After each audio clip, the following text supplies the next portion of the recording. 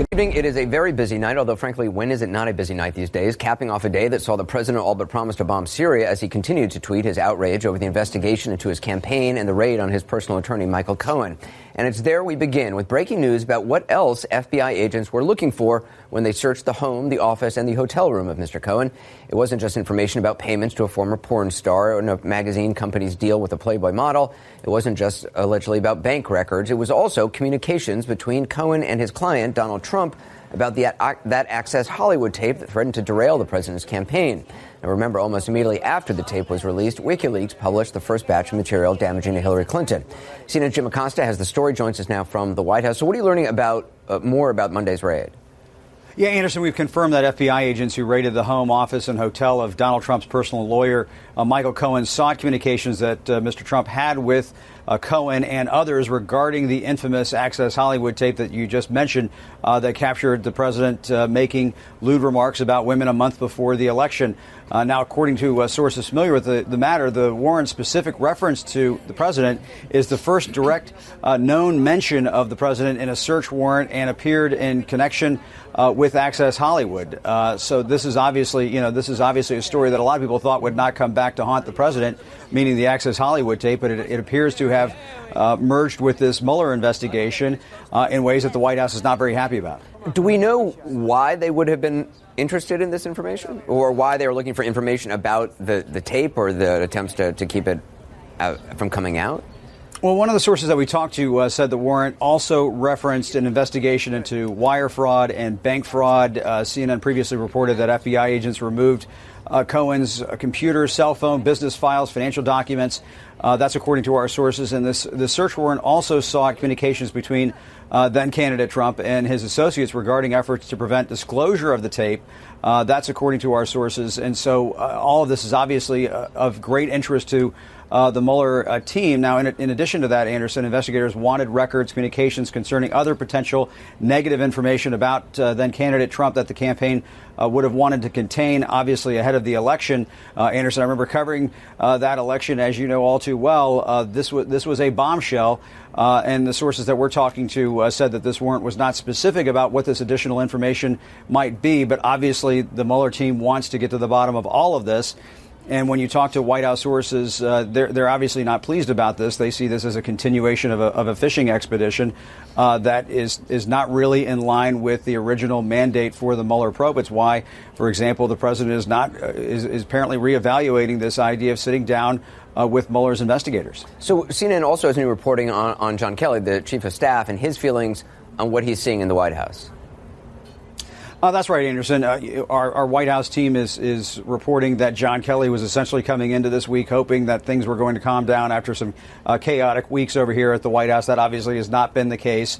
Obviously, the raid on the office of Michael Cohen changed much of that. And then, of course, there's this decision about whether or not to launch airstrikes on Syria. The president indicated this morning in that tweet, which really shocked almost all of Washington, that the president would forecast or telegraph an upcoming missile strike on Syria, but that is obviously what he did. Now, the White House tried to tamp down on that later on in the day with Sarah Sanders, the White House press secretary, saying that the president is still reviewing all of his options, essentially walking back the president's tweet. But make no mistake, John Kelly was expecting things to be quieter this week. He's not getting that. Anderson. All right, Jim Costa, appreciate that. CNN political analyst Maggie Haberman broke the story first in the pages of the New York Times. She joins us now. So, Maggie, just explain more of what you learned about this raid and the Access Hollywood tape.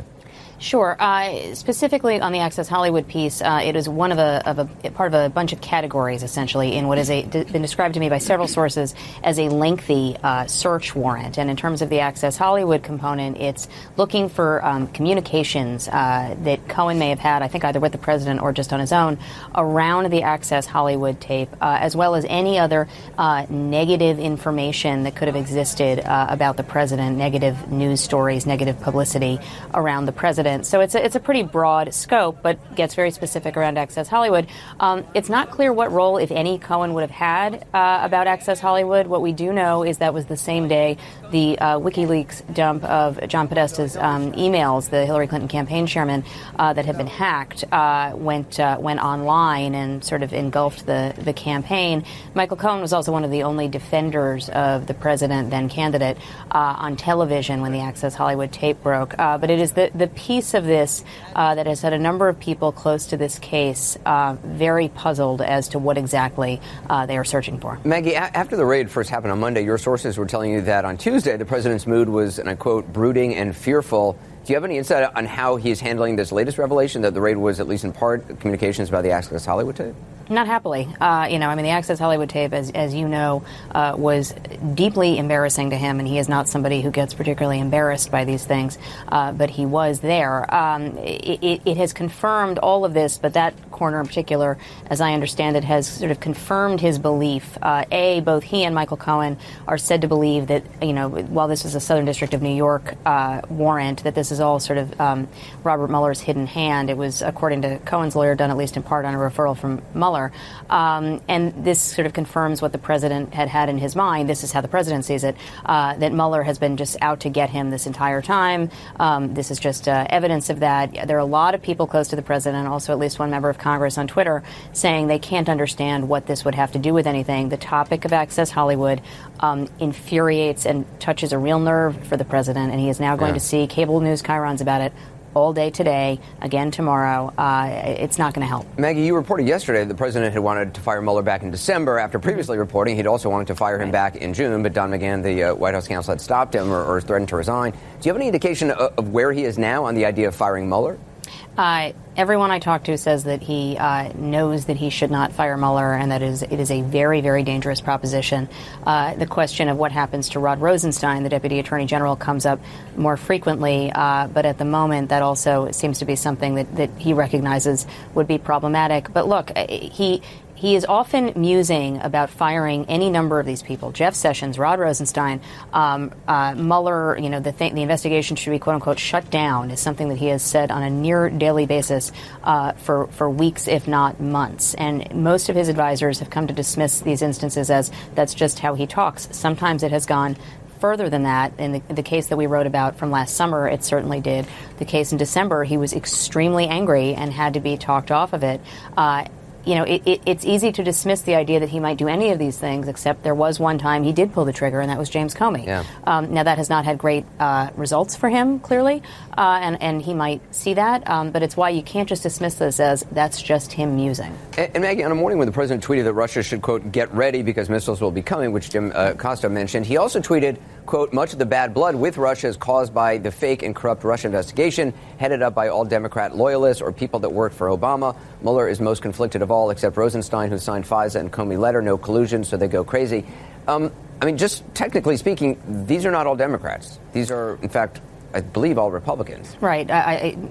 All, if not most. It's also, it's not all fake. The intelligence community believes that Russia was behind efforts to influence the 2016 election in the hopes of hurting Hillary Clinton and helping Donald Trump. There are many other reasons why there is, quote unquote, bad blood that are geopolitical in nature. When the president says something like that, it is essentially the kind of thing that would only appeal to a couple of people, but among them it's hard for him to, on the one hand, criticize Russia in the context of Syria, as he did in other tweets, and then say, oh, but this collusion thing is all a fake. The person who seems to be suggesting this is all a hoax is the leader of the country and the leader of the Republican Party. Other people are not. His own party members don't agree with him. Yeah. He just sees himself as interchangeable with the institution he serves and has been unable to just say that, efforts to influence the election in 2016 was an affront to democracy. It's just not something he has been able to Which is interesting because he said that the raid that happened on Monday was basically an attack on America in very stark terms. Just finally, when Hope Hicks left, the White House communications director, you said in effect that things could get out of control without her there. Do you believe that's what we are seeing here? I think that is that's part of it. I think that Hope Hicks was part of a group of people, and it was never just one person, but there were a number of people who have worked in concert to try to calm him down. Some of them are still in the White House. Some of them left the White House. Hope Hicks is not the only person. And that has, I think, delayed him at certain points. They have helped, get him off the ledge when he has talked about, shutting down the investigation or firing this one or that one. So that is part of it. But I got to say, a raid by the FBI on his personal lawyer, I think if there were 1,000 Hope Hickses there, I'm not really sure that would calm him down. Maggie Haberman, appreciate the reporting. Thank you. Last night, the president met with Harvard Law professor Alan Dershowitz. Professor Dershowitz was at the White House again today, did not meet with the president. Both meetings were pre-scheduled, according to the professor, regarding the Middle East. He's written at least 6 books on the Middle East, as well as more recently trumped up how criminalization of political differences endangers democracy. Professor Dershowitz joins us. So does Norma Eisen, who advised President Obama on ethics, and before that served as ambassador to the Czech Republic and as a former student, I just learned, of Professor Dershowitz. Right. Yeah. There's a lot of your former students sprinkled all throughout the world. And they're all on the other side of me. So, first of all, I just got to ask you, did any aspect of the Mueller investigation come up in your dinner with the president? I can't describe what went on in my dinner. I had a dinner with the president. I met with many members of his staff. The subject of all the meetings were around the Middle East, but I'm not free to disclose what went on. But let me tell you about the Hollywood Access tape, because I have a theory and I think it's correct. Remember that the Hollywood Access tape was illegally recorded. It was recorded in California, which is a 2-party consent state. But they were wearing microphones. No, but they didn't know it was on. That was the question. If you're wearing a microphone, you're telling me... No, not under California law. Really? If you don't know that the mic is on after you've left, if I leave here tonight, New York is a 1-party, but if I leave here tonight and go to the bathroom and the microphone stays on and I talk, as remember that happened in a situation with a guy, that murderer guy, Durst, whatever his name was. It's at least a question. So I can easily imagine... But during the commercial break, if we were all talking... Different. He was, remember, he left, they were leaving. All I'm saying is it's arguable. I can imagine the following conversation. Trump calls his lawyer, Cohen, and says, stop this tape. It's illegal. I didn't consent to it. I didn't know the microphone was on. Stop it. Use all legal means. Now, the government then gets that communication. They put it through a taint team. What do they do? What is a taint team? It sounds so benign. A taint team is other government agents, FBI agents or assistant United States attorneys. They go through the material and they say, this is lawyer-client privilege. There's no exception. Or this is doctor-patient privilege. Or this is priest-penitent privilege. Or this is a conversation between a man and his wife, a spouse. I'm going to read it, but I'm not going to let the prosecution use it. Would any American citizen be happy to have his or her private communications read by an FBI agent on the assurance merely that it wouldn't be used against them? You're saying it should be read by a judge, not by an FBI agent? First of all, it shouldn't be read by anybody. Again, Ambassador Eisen, I mean, if we're talking hypotheticals here, that's one hypothetical of what the president might have said to Michael Cohen. Another hypothetical is he calls up Cohen and says, you know what, call our good friends at WikiLeaks, tell them to dump all that stuff that we know they have because this tape just got released. That wouldn't be a crime either. That wouldn't be a crime either. That's the president. Yes, Mr. President. Well, I'm not saying it wouldn't be a crime, but that's another hypothetical. You say that wouldn't be a crime. That wouldn't be a crime. Calling WikiLeaks and saying you've already gotten material, leak it. But wouldn't it be an example of potential coordination? Anderson, you just heard the world's smallest violin playing for Alan's argument. Why? We can have confidence that this seizure of records was reviewed at the Justice Department, at the staff level, then by Rod Rosenstein. Then it was sent over to the U.S. Attorney's Office and reviewed again by the Public Corruption Unit here. It could be that Alan is right. And a judge would have signed off on the search warrant. Could be, and you have to get judicial permission. But the review before the judge made a probable cause finding is much more searching. And whatever it is, it's going to be scrutinized. It's going to be the most scrutinized review in history. But I think there is. Yeah. This is why I think, Alan, this is the flaw in your argument. I think that the prosecution has powerful reasons. We don't know what they are. The timing questions certainly are substantial. But there's something else. There's the history of Trump's paying hush money to women that he allegedly has had relationships with. Perfectly legal. And there are allegations that sometimes there have been threats against those women. And that may be what these prosecutors are looking at, a pattern of illegal conduct. The bottom line is we don't know, and we've just seen the tip of the iceberg. Let me tell you what we do know. We do know that the search warrant allowed for the seizure of material that is confidential. In other words, nobody does a preliminary search and says, just seize material that is not covered by the privilege. So we know that they have material that's presumptively covered by the privilege. Then somebody reads that material and says it's covered by the privilege and says, oh, but I won't tell the prosecutor.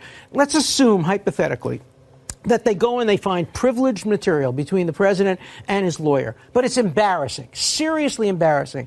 Do you think anybody believes that the FBI wouldn't leak that material if it's against the President of the United States? Do you think that's a sufficient safeguard to protect the right of every American not to have confidential material looked at by government officials? You've raised the objection that there are other ways they could have gone about. At least some of it. Right. But if they felt, if there was concern that this information might be destroyed, that Michael Cohen might be trying to get rid of information, isn't there a time essence here? If there was evidence of that, but I don't think there was anything in the warrant that would suggest that there was probable cause to believe that there was immediate possibility of destruction. But let me ask all your listeners this question.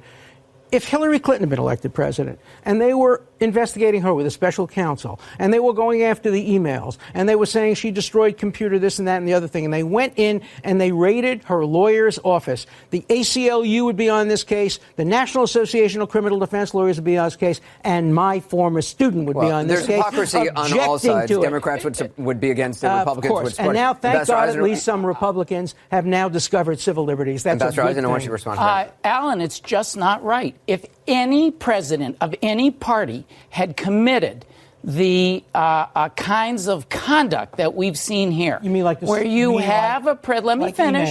You interrupted me when I was in your class, that and was you my interrupted job. me when I was your working in your law practice, and you're doing it now. If any president had done the kinds of things that Donald Trump has done, raising the serious prospect that you may have had obstruction of justice committed in the White House with the pattern around the Comey firing, this pattern of very disturbing possible campaign finance violations. Did Donald Trump know that possibly illegal contributions were being made to support his campaign? $130,000. Let me finish. I'm almost done. If any president had done that, I would be here saying that. We got to take a quick break. We're going to continue this discussion. We knew it would be good, so we booked a lot of time for this. Also, later, more on the president and Russia, not the alleged campaign collusion, the confrontation, which could heat up in a matter of hours. The big question is Twitter the right place to send a message to Moscow on military conflict? We'll be right back. The right sheets can take your sleep and your style to the next level. With Boll & Branch, the upgrade has never been more affordable. Every set is crafted from 100% organic cotton. They get softer and softer over time. That's why they have thousands of 5-star reviews, and even 3 U.S. presidents have Boll & Branch sheets. Try them for 30 nights, and if you don't love them, send them back for a full refund. Go to bollandbranch.com today for $50 off your first set of sheets, plus free U.S. shipping with promo code CNN2. Spelled B-O-L-L and branch.com. That's bollandbranch.com, promo code CNN2. Talk tonight about the president, the Russia probe, his lawyer Michael Cohen, and the breaking news surrounding the FBI raids on Cohen, executing search warrants against attorneys. Exceedingly rare, obviously, and as CNN senior legal analyst Preet Bharara told us last night, it's an extremely ominous development for anybody on the receiving end of one. If I were still the United States attorney, no matter who the president was, and I was being asked to personally approve, as someone had to have been in the Southern District of New York, a search of someone's home, an office who was counsel to the president, I would want a lot more than the bare minimum proof of probable cause. And so I predict, as we saw with Paul Manafort, that if they decided they had enough evidence to engage in a very aggressive move, that the likelihood that Michael Cohen is going to be charged is high.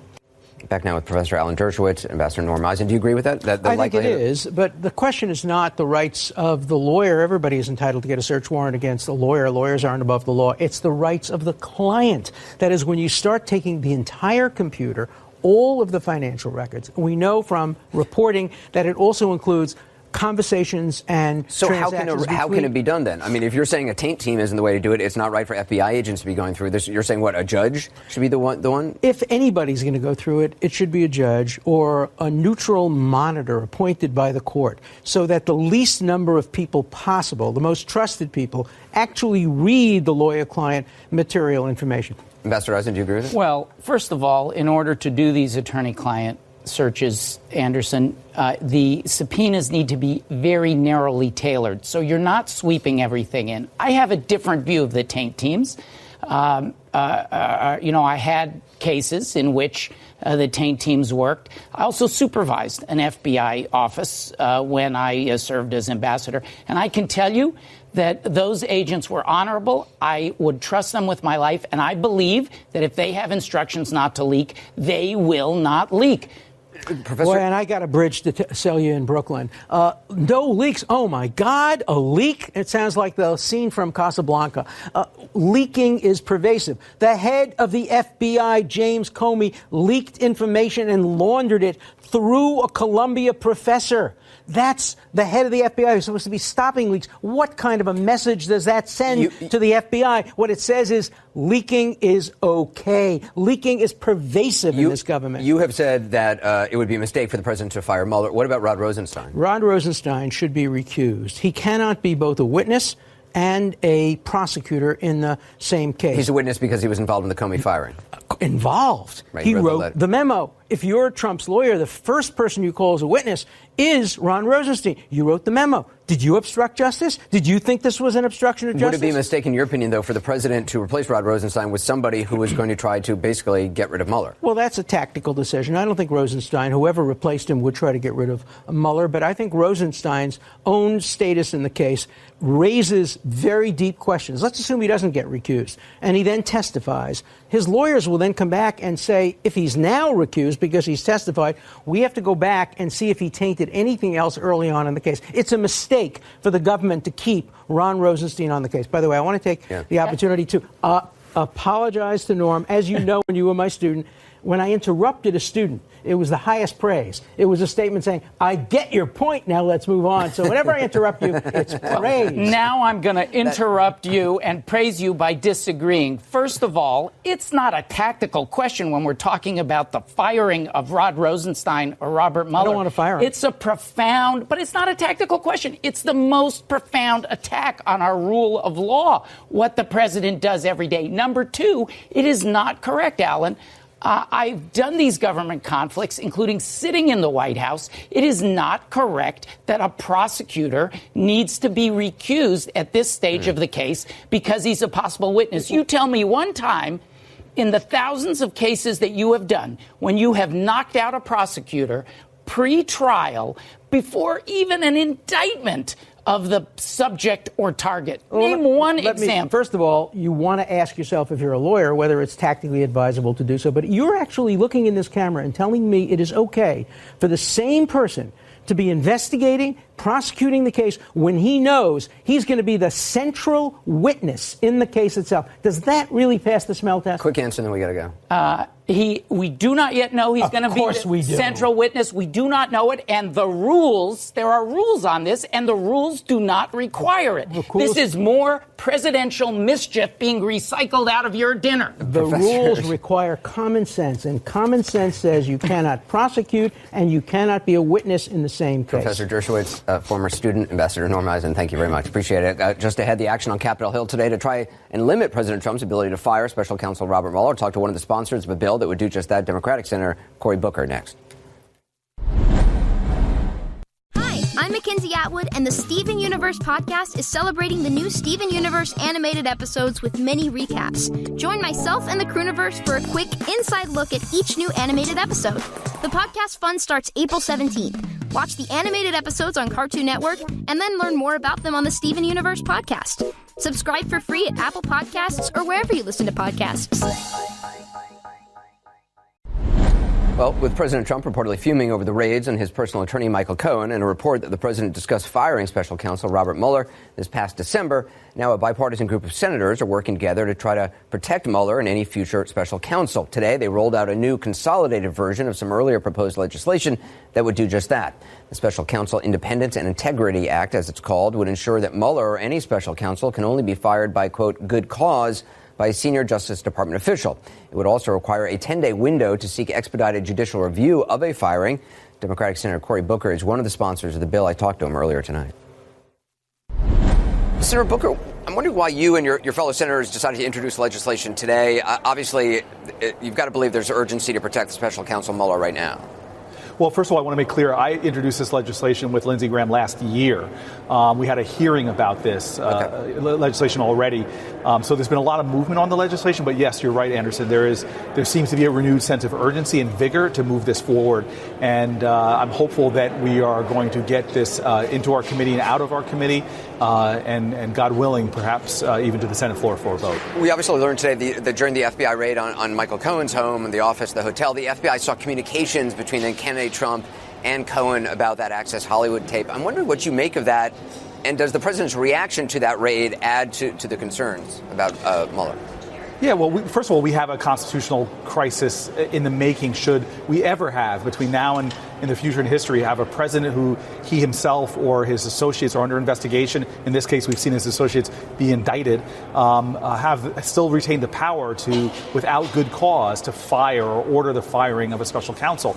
And if we can't figure out a way to check that power, have an appropriate check and balance, we could really make for a serious constitutional crisis. So there's a lot going on with this investigation. I'm one of those folks that just thinks let Mueller do his work. I know there's a lot of speculation, but I think that you see a progression of work and a thorough investigation going on. But I just want to make sure, I think that we in Congress, I'm grateful that there's Republicans who are a very prudent, sensible, sobered piece of legislation, understand that we should just make sure that we avoid what we saw in the past, which was a Saturday night massacre type situation. Well, I mean, you do have Republican co-sponsors on the bill, but CNN's reporting that most Republicans oppose it, including Mitch McConnell, also the Majority Whip John Cornyn, to say nothing, obviously, about even if it did pass, the likelihood of the president actually signing it. Yeah, but, we're seeing circumstances change daily. I think that one of the reasons why this bill is getting some momentum now and potentially will get a markup in the Judiciary Committee is because you're starting to see a president say things that are not only sort of threatening the process, but seemingly potentially recklessly pushing us towards a constitutional crisis, which is something that Republicans and Democrats want to avoid. If the president did fire, say, the Deputy Attorney General, Rod Rosenstein, would that, in your opinion, constitute a constitutional crisis? I think if he fired Rosenstein, you have heard the words of Republicans themselves say very dramatic things about what that would mean for Donald Trump's presidency. But again, if he fired Rosenstein and installed somebody who could then order to fire Mueller, when you've seen what's going on, you've seen indictments, you saw one person being sentenced who pled guilty, for him to interrupt an investigation like that, I think that you would bring about a moment in our country where you would really have a crisis in our nation. This tweet by the president this morning saying that much of the bad blood with Russia is caused by what he said is the fake and corrupt Russia investigation headed by Democrat loyalists. Does that make any sense to you at all? I mean, the idea that, first of all, the majority of people here we're talking about are Republicans. Yeah, I mean, this is the thing that really frustrates me is, we've seen an investigation led by a Republican around an issue that we all have to keep reminding ourselves, I hope, that this is something about the safety, the security, and the strength of our democracy. Our Eastern European allies, Estonia, Latvia, Lithuania, Poland, Ukraine, all understand, as well as other European nations, that we are under a hybrid war by Russia. When Putin is not met by power, when he's not shown American force pushing him back, he will only be emboldened in what he's trying to do to our democracy. And it's not just our election systems, it's critical infrastructure. We are in a cyber contest with the Russians who are on an onslaught. To have a president of the United States not appreciate this, not recognize the danger and the threat, and be doing things that are, at the very least, trying to create an atmosphere that undermines an ongoing investigation. This is very problematic, and I think it's, in many ways, this is malpractice on a president whose first concern should be protecting the American people. Senator Booker, appreciate your time. Thank you. Thank you. Well, coming up next, more on the Stormy Daniels documents that FBI agents were seeking in the raid on the president's personal attorney. And now we're learning the warrant also included documents related to the Access Hollywood tape. Stormy Daniels' attorney joins us next. Hey, it's Howard Beck, and I've got Ray Allen on Bleacher Report's The Full 48. If a team could make me an offer that I couldn't refuse at that point, once 2015 came and in 2016, it was like there's nothing really that enticed me that would make me say, I'm going to get off the couch and I'm going to really consider this opportunity because my kids were much more important. So check out The Full 48 now on the Bleacher Report app or subscribe at Apple Podcasts. As we reported, as first reported by the New York Times, the infamous Access Hollywood tape continues to loom over Washington, this time in the form of the raid on the president's personal attorney. Sources telling CNN that FBI agents who raided Michael Cohen's home, office, and hotel were looking in part for communications between him and the president about the tape, which came out about a month before the election and shows the now president bragging, obviously, about sexual assault. The tape does. The warrant also included documents related to the $130,000 payoff to Stormy Daniels. Her attorney, Michael Avenatti, joins me now. Obviously, I mean, you don't have any inside knowledge on this Access Hollywood tape, if in fact this is part of the warrant, as reported by us in the New York Times. But just in general, what do you, I mean, now that it's been 2 days since this raid, how do you see this raid? Obviously, it's bad news for Michael Cohen, but what stands out about it? Anderson, I think this entire raid is centered on this $130,000 payment and what the president knew and when he knew it, and what Michael Cohen did in connection with the $130,000 payment. You think that's front and center? I absolutely. Look, I can't get into the details, but I know it's front and center. And I think it's going to be a very clean case, ultimately. And it's going to be far easier to prove than Russian collusion. But if the president did know about it, what's the crime there? Well, first of all, I think it's highly unlikely that he did not know about it. You know, a lot of people have said that if the president did not arrange reimbursement, then he's basically scot-free, that there's no issues. I completely disagree. If it can be shown that the president knew that Michael Cohen paid this money and that he conspired with Michael Cohen or agreed with Michael Cohen that it was going to be paid in such a way to not report it pursuant to campaign finance requirements, that would be a felony. That would be a conspiracy, potentially. Because a lot of people have pointed to the idea that this was all about campaign finance as saying, well, look, that's not such a big deal. You say it's a felony. I mean, so that you're saying it is a big deal. No, there's no question it's a big deal. I've seen panelists on various news programs over the last 48 hours say, oh, these campaign finance requirements, big deal. I mean, we're talking about felonies. But oftentimes campaign finance violations are just referred to, or basically ended up being a fine. Al Capone did not go down for murder, Anderson. Al Capone went down for tax evasion. And this could very easily be a very similar situation. These campaign finance violations, if they occurred, I believe they did. If they occurred, they are easily proven. It would only require potentially Michael Cohen rolling over on the president. And this is something I've been saying for a couple weeks now. I think that is the target of these raids. That's the target of this investigation. I don't know what to make of this Access Hollywood tape. To the best of my knowledge, there's been no reporting that suggests or no facts to suggest that there was any change of money or any money in connection with this Access Hollywood tape. The only focus as it relates to the Access Hollywood tape could be, acts of thuggery, acts of intimidation. To the extent that Michael Cohen knew about this or the president knew about it and they attempted to strong arm or intimidate people to keep that from coming to light. That's really the only aspect relating to the Access Hollywood tape. A couple of days ago, you talked about releasing I don't know, what do you call it? An identification by Stormy Daniels that you had a sketch artist do of this, of the person that she says threatened her in 2011 in a parking lot in Las Vegas. You intimated the other day that you weren't going to do that given the raid and things had changed. Where are you on that now? Well, as you know, when you interviewed her for 60 Minutes, she described in detail this very serious threat back in 2011. Subsequent to that, my client sat down with Lois Gibson, who's a foremost forensic artist in the world. A forensic sketch was produced. We were on the verge of releasing that together with details concerning a reward. We were asked to delay that. This is a very dynamic situation. Can you say who you asked by? I'm not at liberty to discuss that, but what I will say is this is a very dynamic situation. A lot has happened in the last 48 hours. And Anderson, I will tell you, these raids that occurred on Monday, they're not the last raids. I know that for a fact. There are other raids that are contemplated. I anticipate them coming in within the next week. You say you know that for a fact. I mean, the only way you would know that for a fact, I know you said that you had been contacted and Stormy Daniels is cooperating with officials from the Mueller investigation. Are you saying you have learned that from people you have? I'm not going to get into details as to where I've learned that, but look, I think our track record over the last 5 weeks relating to what I've predicted, what we've predicted is pretty damn good, and I stand behind it. So you're saying more raids to come? I think we have only scratched the surface. I have the utmost confidence in the U.S. attorneys in the Southern District of New York office. They're the best and the brightest in the nation. They're going to get to the bottom of this. We're going to cooperate in connection with that, but there's a lot of information that's going to come come down the pike, if you will. And I will tell you this, if I was the president, I would not be sleeping well at night. Michael Avenatti, thanks for being with us. Appreciate Thank it. you. Coming up, a closer look at the president's Twitter warning saying, get ready, Russia, because, quote, nice new smart missiles are coming to Syria, what the White House said when asked for clarification. Next. You've heard of Game of Thrones, and I'm sure you've heard of the sport basketball. Well, now you can see them mashed together in a cartoon. It's Game of Zones, only on Bleacher Report. As we reported earlier in the program, the president has threatened military action on Twitter in response to the aftermath of the suspected chemical attack in Syria. The president tweeted this early this morning, quote, Russia vows to shoot down any and all missiles fired at Syria. Get ready, Russia, because they will be coming nice and new and smart. You shouldn't be partners with a gas-killing animal who kills his people and enjoys it. At the White House briefing today, Press Secretary Sarah Sanders was asked about what that tweet means.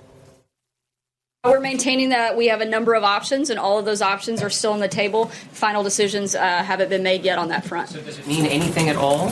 What does it mean? It certainly means, I think there's a lot there that you can read from, but at the same time, the president has a number of options at his disposal, and all of those options remain on the table, and we're continuing to look at each one of them.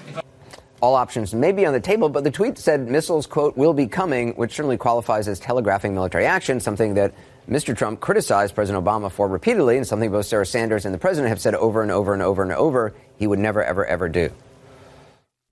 I don't want to tell the enemy how I am thinking. Does that make sense? Surprise. Remember they used to call it the element of surprise. I keep saying, whatever happened to the element of surprise? You know, I've been saying the element of surprise. We're too predictable. We need to be unpredictable. We have to be unpredictable. We want to be unpredictable, folks. We want to be unpredictable. We have a president that gets up and he said, we will attack them here. We're going to leave here. We're going to leave there. This guy gets up and tells everything we're ever going to do. Why can't he just keep his mouth shut? Why would he announce this? We have to be unpredictable, folks. I'm not going to tell you anything about what response I do. I don't talk about military response. I don't want to be one of these guys that say, yes, here's what we're going to do. I don't have to do that. You know why? Because they shouldn't know. They shouldn't know. He's not going to talk about it. Joining us now, Fareed Zakaria, host of CNN's Fareed Zakaria, GPS and CNN national security commentator, former House Intelligence Committee Chairman Mike Rogers. Fareed, again, we just saw the president time and time again saying not going to telegraph. He is surprising people in that he's surprising the White House staff by sending out this tweet, it seems. You know, the thing that you're struck by about Trump is that he seems often surprised to face the constraints and challenges that every president has faced, because I think he hasn't thought about it. The reason that Barack Obama or George Bush or Bill Clinton faced this problem was you're leading the world, something happens, people expect to hear from the American president, they want to understand what is your reaction to it. And in giving your reaction, you are rallying the troops, the entire free world. You're telling the country, this is a democratic country. So you do have to kind of let people in on what your reaction, what your strategy is. That's why it's not because people are so stupid that they haven't thought about the fact, it would be an element of surprise. You know, you have to balance this. And I think what's happening in a strange way is Trump realizes the world is looking at him and is wondering what he's saying. And so I don't fault him for having, you have to signal in some way. Are you going to respond to this, react to this? Is that the mistake, of course, was all that criticism that he was piling on Barack Obama, which really misunderstood the nature of the presidency. Of course, the president has to have some reaction when these things happen. Now, he could have had a more guarded reaction, the kind that Obama or Bush would have had, which gives you more options. As you pointed out, Anderson, he actually, whatever his press secretary says, he doesn't have any option at this point. He has said he's going to respond. Right, and with smart weapons. Chairman Rogers, Defense Secretary Mattis said today that the U.S. and key allies are still working on options and to respond and have not even definitively concluded who is behind the attacks. How risky is it then for the president to make a statement like that, or was it the right thing for him to do? No, listen, I was with Trump when he said we should telegraph what we're doing tactically, and he certainly didn't do that in his tweet. And what I also found a little disturbing, this is why you don't have this kind of diplomacy over a short character tweet, is that the Russians could certainly misinterpret this. He deliberately poked the Russians in what we think was an Assad regime attack using chemical weapons. Why would you enrage the Russians? The best way to do that, if you really want to poke them, is have the attack take care of their ability to deliver chemical weapons, and then come out and say, hey, the Russians need to clean up their act. They should not be supporting these folks.